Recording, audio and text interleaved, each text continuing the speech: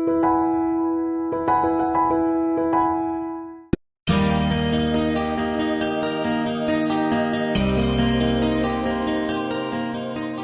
छोटे से गांव में भोलू नाम का एक बालक अपने निर्धन माता पिता के साथ रहता था। एक दिन दो भाई अपनी फसल शहर में बेचकर ट्रैक्टर से अपने गांव जा रहे थे। फसल बेचकर जो पैसा मिला वो उन्होंने एक थैली में रख लिया था।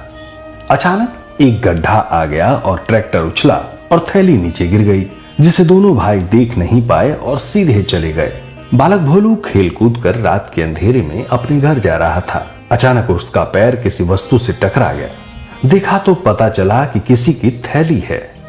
जब भोलू ने उसे खोलकर देखा तो थैली में नोट भरे हुए थे।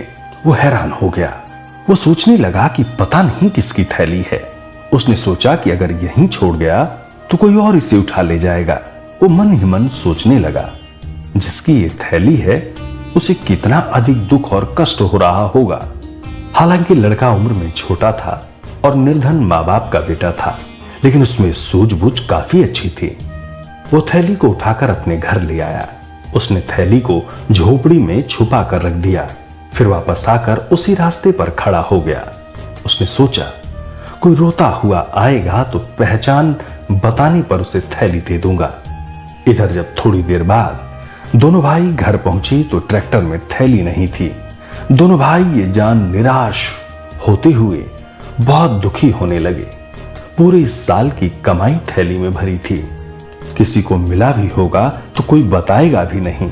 शायद अभी वो किसी के हाथ ना लगा हो।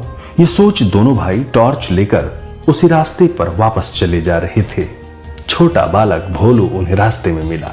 उसने उन दोनों से कुछ भी नहीं पूछा, लेकिन उसे शंका हुई कि शायद वो थैली इन्हीं की हो। उसने उनसे पूछा, आप लोग क्या ढूंढ रहे हैं? उन्होंने उसकी बात पर कोई ध्यान नहीं दिया। उसने दोबारा पूछा, आप दोनों क्या ढूंढ रहे हो? उन्होंने कहा, अरे कुछ भी नहीं ढूंढ रहे हैं, तू जा, तुझे क्या मतलब? दोनों आगे बढ़ते जा रहे थे। भोलू उनके पीछे चलने लगा। वो समझ गया था कि नोटों वाली थैली संभवतः इन्हीं की ही है। उसने तीसरी बार फिर पूछा तो चिल्लाकर एक भाई ने कहा, अरे चुप हो जा और हमें अपने काम करने दे, दिमाग को और खराब ना कर। अब भोलू को पूरा विश्वास हो गया कि वो थैली अवश्य ही इन्हीं की ही है।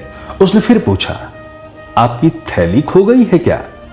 दोनों भाई एकदम रुक गए और बोले, हां। भोलू बोला, पहले थैली की पहचान बताइए। जब उन्होंने पहचान बताई तो भोलू उन्हें अपने घर ले गया। टोकरी में रखी थैली उन दोनों भाइयों को सौंप दी।